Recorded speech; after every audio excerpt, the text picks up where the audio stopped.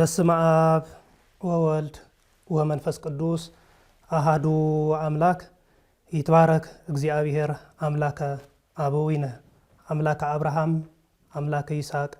አምላከ ያዕቆብ እግዚአብሔር አምላኽና ካብ ሰማያ ሰማያት ወሪዱ ካብ ደና ቅድስት ድንግል ማርያም ተወሊዱ ስለ ኃጢአትና መከራ ዝተቀበለ እግዚአብሔር አምላኽና ኣብ ሰዓት እዚ ኣብ ዝዕለት እዚ ስለ ዘብጽሐና ክብርን ምስጋናን ንዑ ይኹን ከምኡ ድማ ንሱ ተጸዊዑ ንሳ ዘይትተርፍ አክሊለ ምክህነ ወቀዳሚተ መድኃኒትነ ወመሰረተ ንጽህነ አምላክ ድንግል ማርያም ቅድስተ ቅዱሳን ክብርን ምስጋናን ንዓ ይኹን ከምኡ ድማ ንኹሎም ቅዱሳን እግዚአብሔር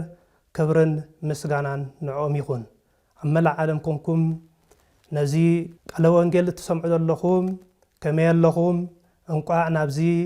ክቡር ዕለት ናይ ደብረ ዘይቲ ኣብጽሓና ራይ እምበኣር ሎማዓንቲ እንመሃሃሮ ናይ ደብረ ዘይቲ ክኸውን ከሎ ሎማዓንቲ ሓሙሻይ ሰንበት እዩ ቀዳማይ ዘወረደ ኢልና ነርና ቅድስት ምኩራብ መጻጉዕ እናተባሃርና ጸኒሕና ማለት እዩ ስለዚ ሎም እንመሃሮ ድማ ብዛዕባ ደብረ ዘይቲ እዩ ኣብ ደብረ ዘይቲ እንታይ ተገይሩ እንታይ ተሰሪሑ ደብረ ዘይቲ ማለት እንታይ ማለት እዩ ንዝብል ከም ፈቃድ እግዚአብሔር አምላክ እንመሃሪና ንዓይ ዛረብ አንደበት ንኽድለኒ ንዓኹም ድማ ሰምዕ ዝነልቦና ንኽህበኩም ናይ እግዚአብሔር አምላክ ቅዱስ ፈቃዱ ይግበረልና ስለዚ ቀጥታ ናብ ወንጌልና ማቴዎስ ወንጌል ምዕራፍ 24 ፍቅዲ 13 ወዘሰ አዝለፈ ትዕግስቶ ውእቱ ይድህን ኢልና እቲ ክሳዕ መወዳእታ ዝዕገስ ግና ንሱ ክድሕን እዩ ኢልና ማለት እዩ እዚ ቃል እዚ ብዛዕባ እንታይ ይዛረብ እንትሕሪልና ብዛዕባ ምጽአት ብዛዕባ መወዳእታ ዘመን ኢዱ ነገረና ማለት እዩ ኣብዚ ምዕራፍ 23 ናብቲ ናይ መወዳእታ እንድሕሪኢና ሐዋርያት ንጎይታናን መድኃኒናን ኢየሱስ ክርስቶስ ካብ ቤት መቅደስ ነይሩ ካብ ቤት መቅደስ ምስ ወፀ ኣብቲ ግዜ እቲ ንቤት መቅደስ እስክርእዮ ጽባቐ ናይ ቤት መቅደስ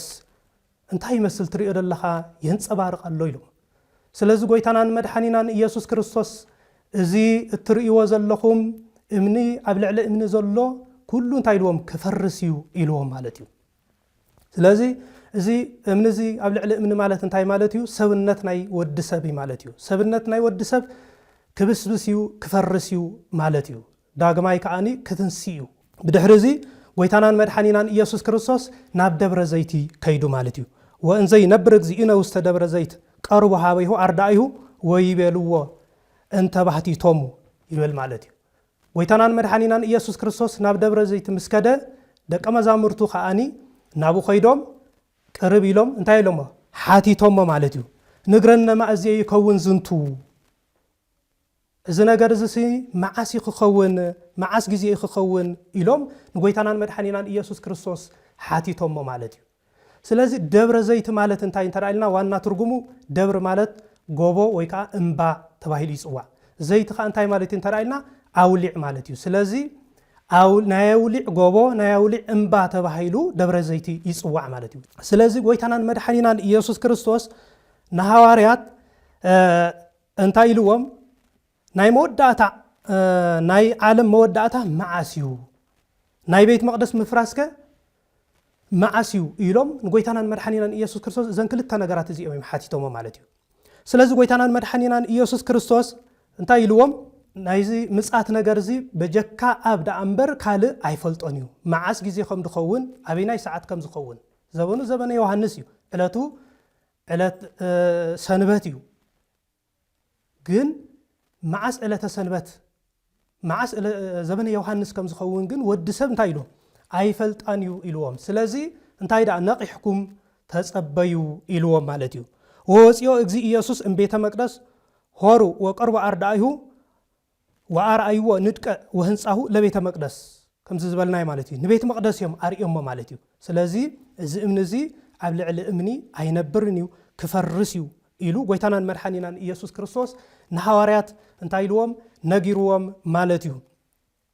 ነዚ ኩሉ ትርእይዎ ዘለኹም ኣማን ኣማን እብለክሙ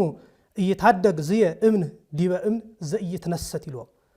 ኣብዚ ትርእይዎ ዘለኹም እዚ እምኒ ኣብ ርእሲ እምኒ ተቐሚጡ ከይፈረሰ ኣይተርፍን እዩ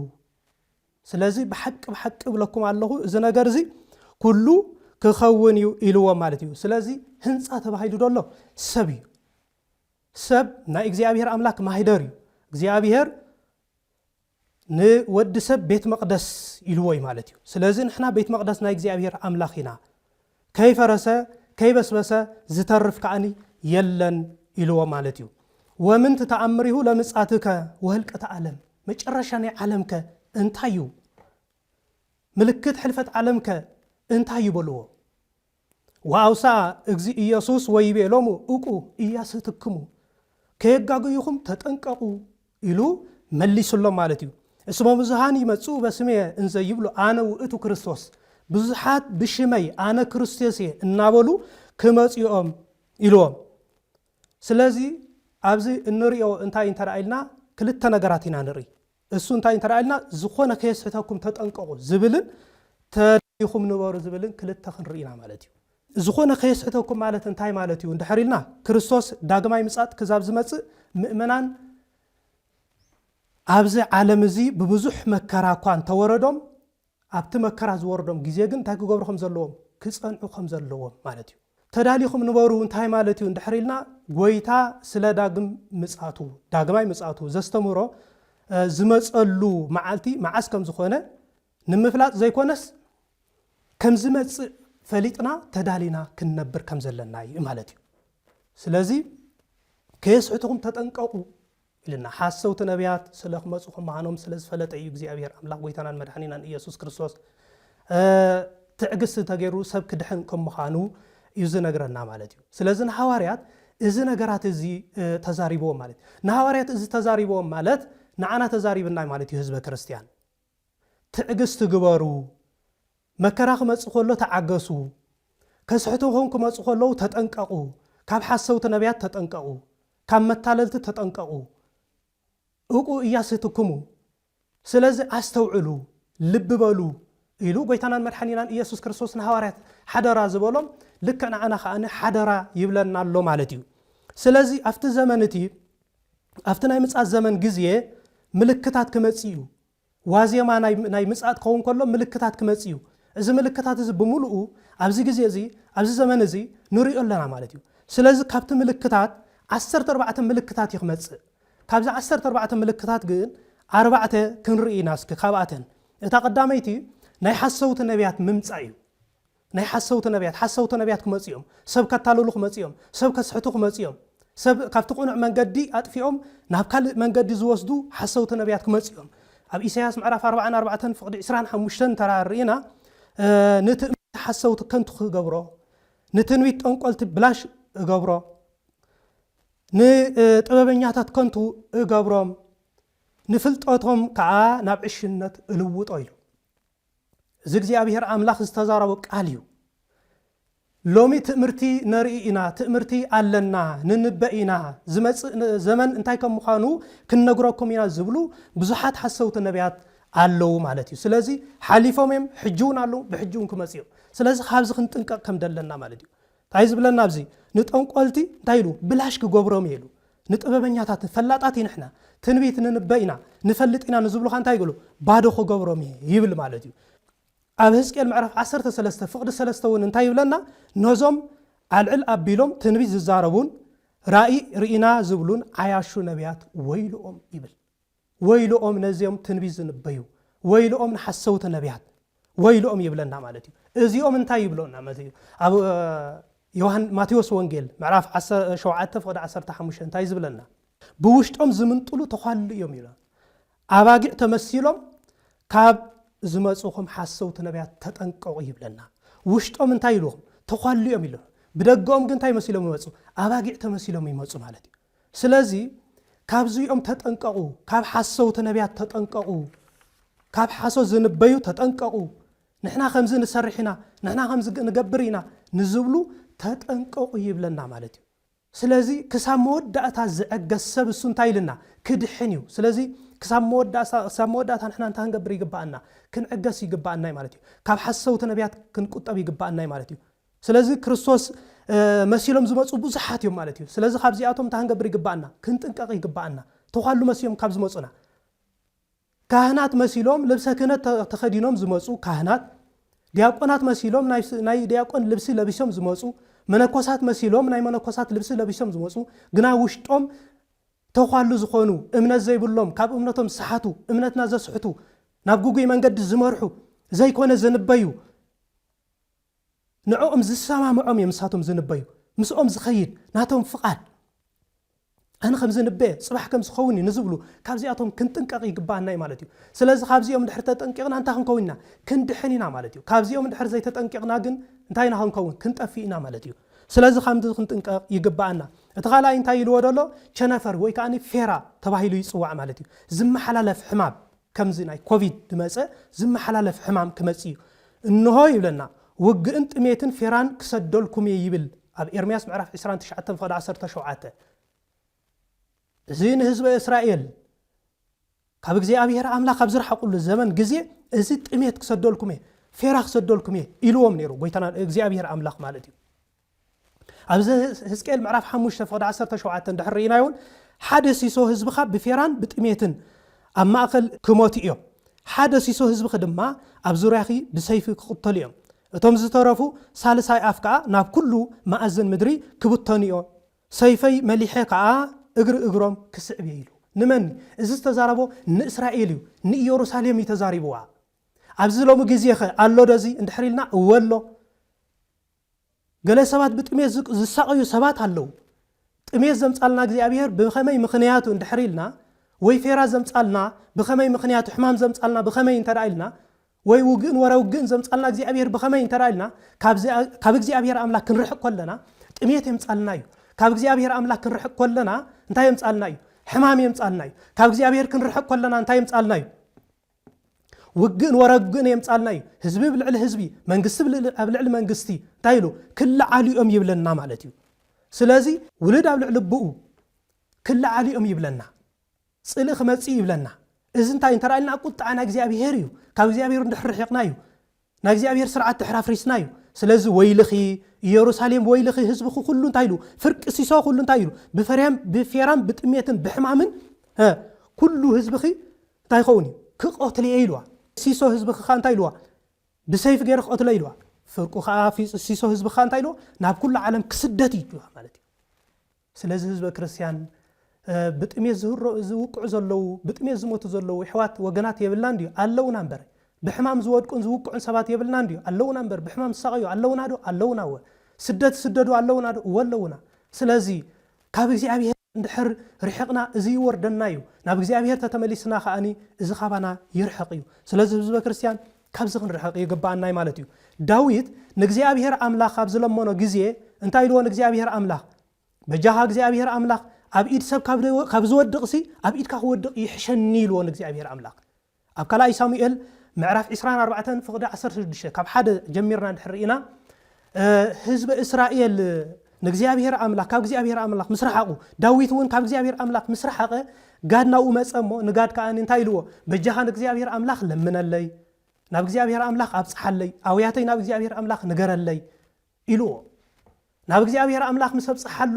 እግዚአብሔር ኣምላኽ እንታይ ኢልዎ ሰለስተ ነገራት ወይ ጥሜት ወይ ውግእ ወይ ከኣኒ እንታይ ኢልዎ ፌራ ካብዚአን ሰለስቲአን ሓዲአን ምረጽ ኢልዎ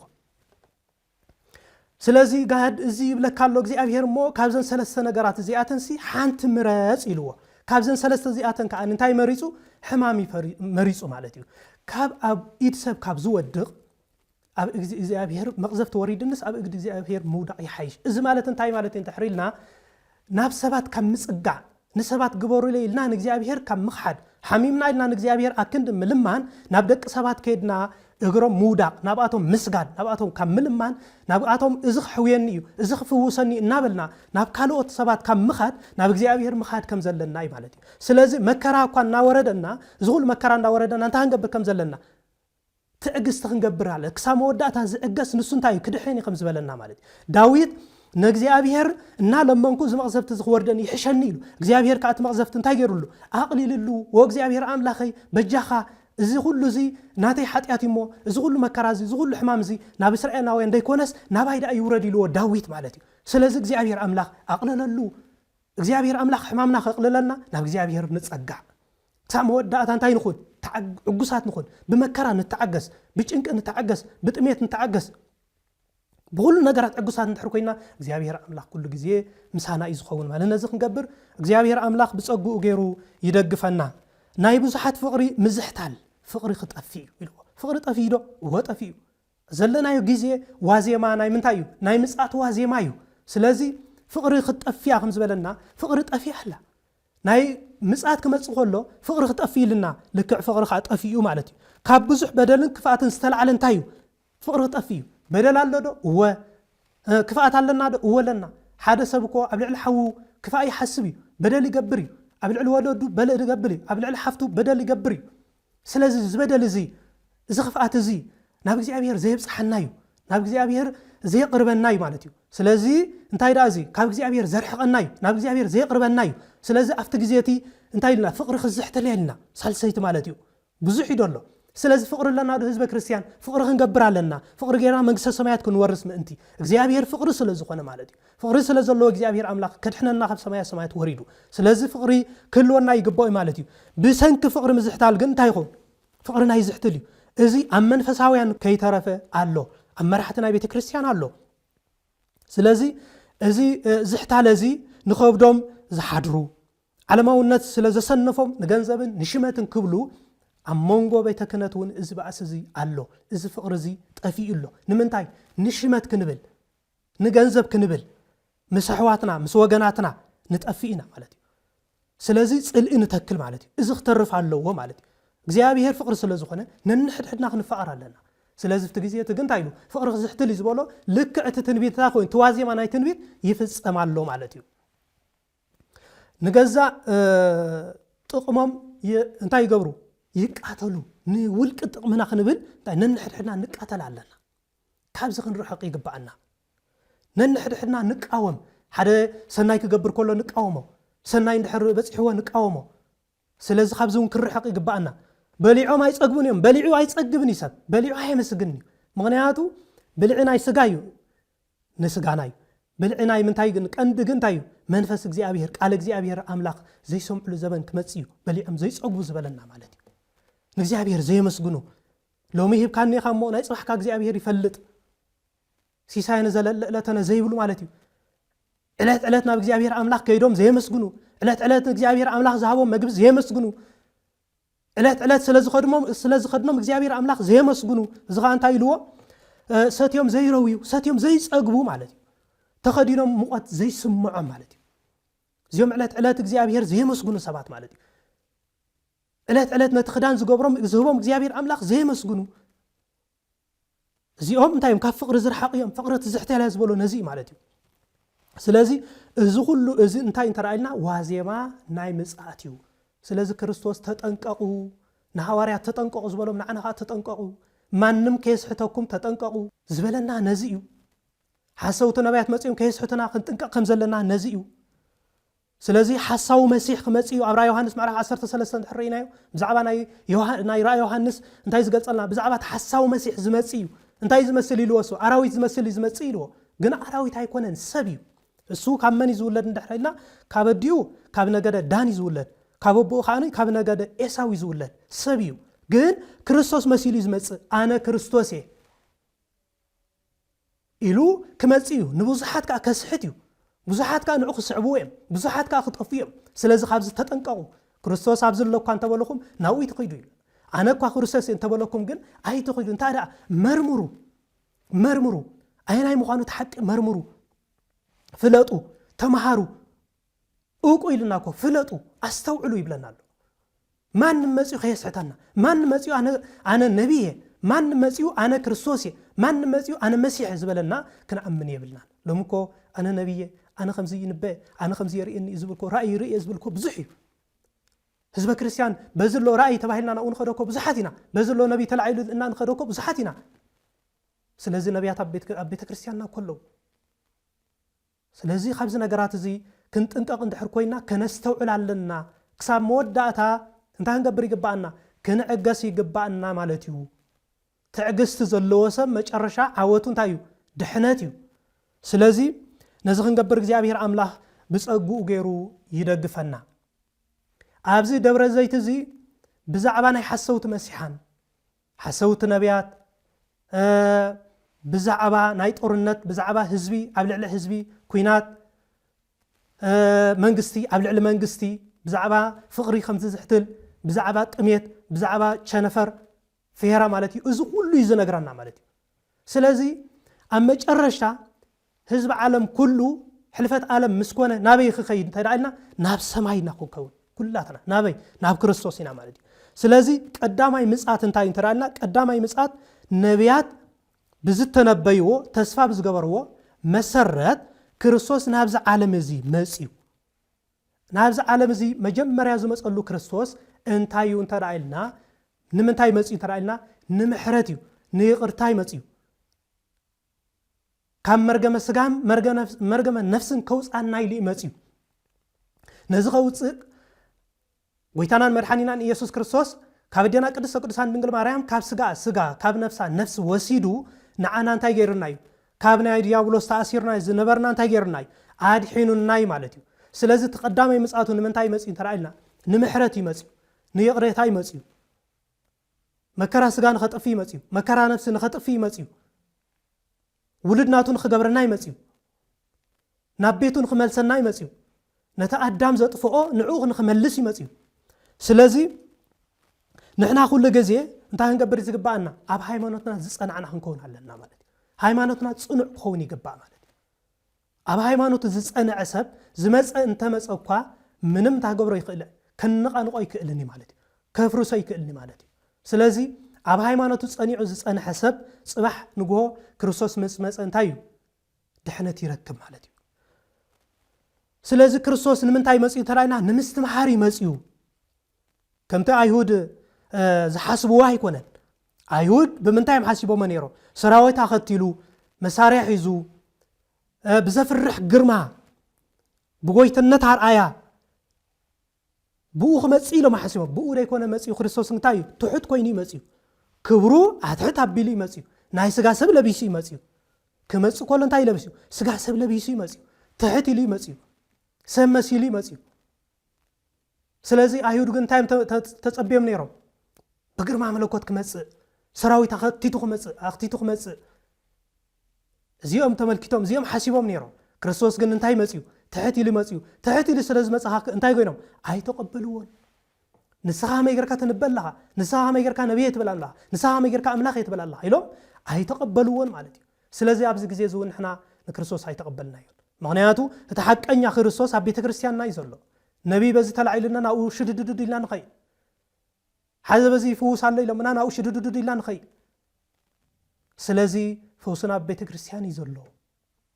ስለዚ ካብዚ ነገራት እዚ ክንጥንቀቕ ይግባአና ካብ ሓሰውቲ ነቢያት ክንጥንቀቕ ይግባአና ክርስቶስ ዝመጸሉ ናብዚ ከመይ ኢሉ ከም ዝመጽእ ነጊሩና ኣሎ ማለት እዩ ዳግማይ ምጽኣት ከንታይ እዩ እዚ ኩሉ ኣብ ደብረ ዘይት እዩ ክርስቶስ ክመጽእ ከሎ ዳግማይና ክርስቶስ ክመጽእ ከሎ ከዓ ኣበይ ድመጽእ እንድሕሪልና ኣብ ደብረ ዘይት እዩ ድመጽእ ዳግማይ ምጽኣቱ ግን ከመይ እዩ ካልኣይ ግዜ ክመጽእ ከሎ ንምንታይ ዕላማይ ዝመጽእ